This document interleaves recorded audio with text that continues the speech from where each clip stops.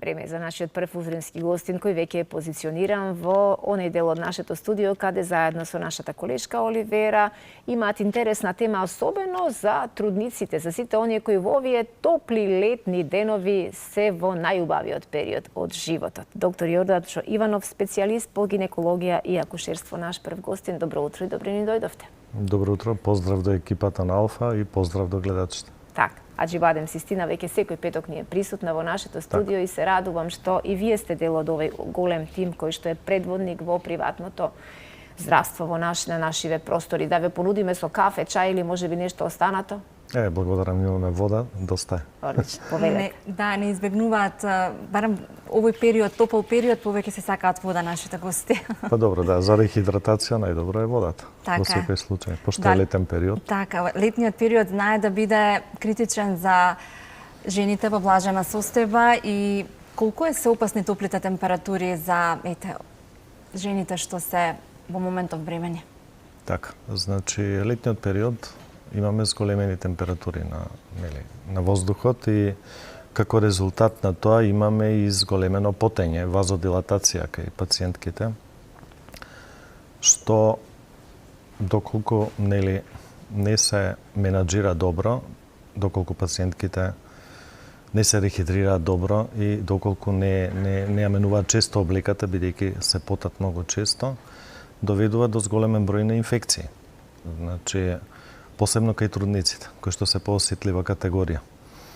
Инаку, инфекциите, значи, како и во останатиот период од годината, кај трудниците може да бидат во форма на уринарни инфекции, понатаму цервиковагинални инфекции, исто така торч инфекциите, кои што се познати, и во овој период исто така се јавуваат доста често и цревните инфекции, значи предизвикани од вируси или бактерии, или од алиментарни интоксикации како резултат на недобро термички обработена храна или пак како резултат на користење на застоена храна.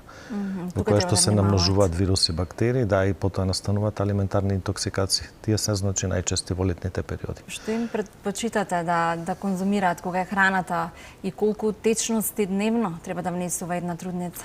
Значи, пациентките мора да се рехидрираат. Дневниот внес на течности во лето мора да биде најмалку 2,5 до 3 литра, бидејќи имаме потење, и поголема загуба на течности од телото. Доколку тоа не го прават, пациентките дехидрираат и понатаму може да се јават и посериозни последици по здравјето кај нив. Да. Значи со чести колапси, со и така. Да се внимава, да се биде во затворен простор во најтопол период од денот. Па да, значи вака видете, пациентките во принцип во лето треба да бидат помирни. Значи не треба многу да шетат, не треба да бидат многу изложени на сонце и не треба да идат на далечни дестинации. Да, летото е пред нас и... Да, тоа е примамливо, многу е интересно, луѓето сакаат да шетат, меѓутоа сепак бременоста е една друга состојба кај што пациентката треба да биде помирна тој период.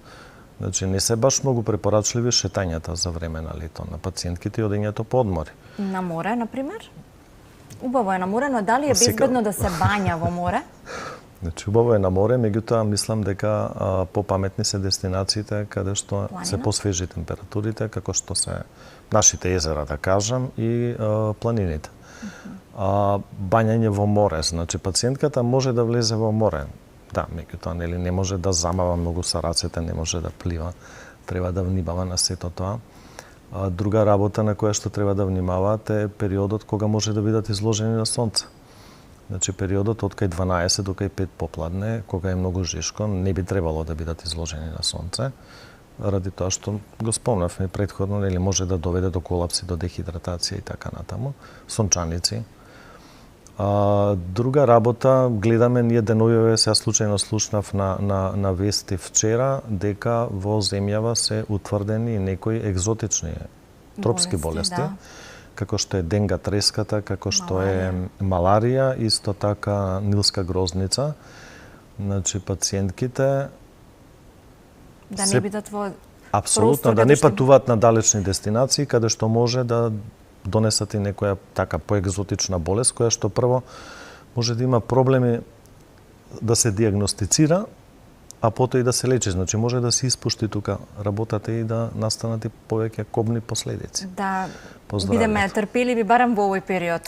Значи, за време на бременоста пациентките треба да внимаваат и да патуваат на блиски дестинации. Значи, не треба да одат премногу далеку, не треба премногу сати да поминат во патување, ради самата циркулација, сите работи се пореметени. Јас би сакала само, бидејќи на почетокот ги споменавте инфекциите, кои што верувам дека не се само во овој топ летен период, кога се високи температурите, туку на вакви инфекции се изложени веројатно и во другите годишни времења. Според вас, дали секоја трудница, односно секоја, ова важи и за секоја жена, треба на своја рака да користи терапија, како што, да речеме, дома сите имаме аналгин или парацетамол за да ни се најде, нели? Па по потреба самите одлучуваме кога што да се напиеме. Дали користењето на вагиналети на своја рака, да речеме, може да и наштети на жената? Видете, инцидентно и акутно, доколку пациентката не може да појде кај својот гинеколог или е далеку, значи, може би и самата ќе проба. Меѓутоа, најчесто пациентките имаат телефони од своите гинеколози. Може да се консултираат. Значи, според тоа каков тип е инфекцијата, ќе кажат на докторот, ќе објаснат. Значи, докторот ќе може да им предложи некоја терапија. Најчесто денеска пациентките се во контакт со своите доктори, така да во главном не земаат на своја рака терапија, да. Да. Сега, каква облека треба да носат трудниците во овој период? Значи, треба да носат полесна облека, памучна облека, да не носат синтетска облека, бидејќи синтетската облека, нели, со потењето, може да предизвика развој на инфекциите. Памучна облека, лесна облека, да бидат под сенка повеќе од времето, значи да не бидат изложени на сонце. Костимите за капење, значи да бидат суви, кои ќе излезат од вода, да не стојат со влажен костим подолго време, бидејќи тоа е подлога за развој на инфекциите. Затоа што во бременоста, значи доколку дојде до развој на цервиковагинална инфекција или уринарна инфекција, можеме, доколку е рана бременост, да настане спонтан абортус од самата инфекција, а доколку е поголема бременоста, може да доведе до прскање на околуплодовата вода и со самото тоа до прекин на бременоста. Така. Да. Посебно кога ги споминавме одморите, бањањето, капењето, базените не се препорачливи, претпоставувам. Па не се препорачливи затоа што се затворени води, па дури можеби и јазерската вода, затоа што се затворени и имаат повеќе значи бактерии и останати причинители кои што може да направат некои проблеми. Но, да. Затоа кај вас во Сестина имате одлична можност, а сега нудите и пакети кои што се добредојдени за сите идни мајки. Така. Значи, во однос на инфекциите, сакам да кажам, значи, ние во Сестина имаме прекрасна лабораторија микробиолошка, во која што имаме една докторка која што многу ревносно си ја работи својата работа, која што постојано, кога ќе добиеме резултати, во комуникација со гинеколозите и со останатите хирурзи или останати доктори. И кога имаме позитивен резултат, стално се договараме заедно за терапијата, за новите можности за терапија, за тоа што е модерно или што треба се употреби и така натаму.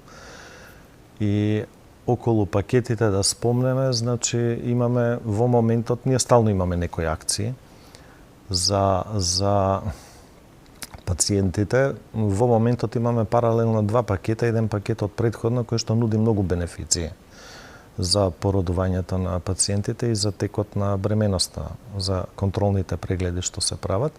А сега имаме уште еден пакет кој што цените се доста спуштени, одамна вака не биле спуштени, кој што ќе трае до септември за спонтано породување и за царски рез. Значи цените се така доста атрактивни, пациентите може да ги погледнат на сајтот, да се јават, да прашаат и така. Тоа значи дека ако се ваши пациенти и им ја водите бременоста, добиваат Нашите пациенти секогаш имаат бенефиции без разлика. Да. Значи тие што се редовни пациенти, нормално дека не може секогаш да плаќаат, не може. Имаме ние ред некој како треба да се третираат нашите пациенти, меѓутоа ова важи акцијата за сите пациенти, попустот во моментот е доста голем. Да, инаку нашите пациенти се секогаш привилегирани.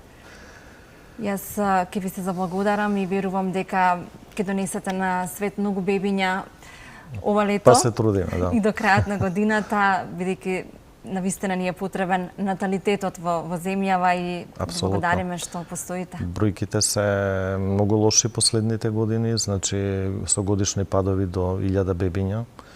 Моментално мислам дека прошлата година ние отприлика последните, да речам, 10 години се движевме со бројки околу 20 на 22.000 бебиња. Мислам дека последната е 17.000 или 16.000 и нешто. Значи морталитетот веќе го надминува наталитетот и ние фактички сме нација во изумирање, што е многу лошо.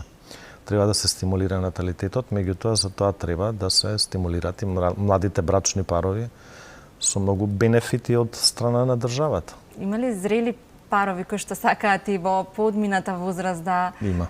Има се повеќе и тоа што ме радува, многу од пациентите значи одат на трето, четврто дете, што така порано не беше секојдневно, меѓутоа сега да, има луѓе што сакаат повеќе детни семејства и тоа е одлична работа. Има ништо работа. побаво тоа. Да. Ви благодарам што бевте дел од утринската на Алфа, ве чекаме повторно. Ви благодарам и вам. Благодарност и во мое име. Убаво е да се слушнат овие податоци, особено последните, дека постојат брачни парови кои се за многудетните семејства, со тоа секако придонесуваме и кон зголемување на наталитетот.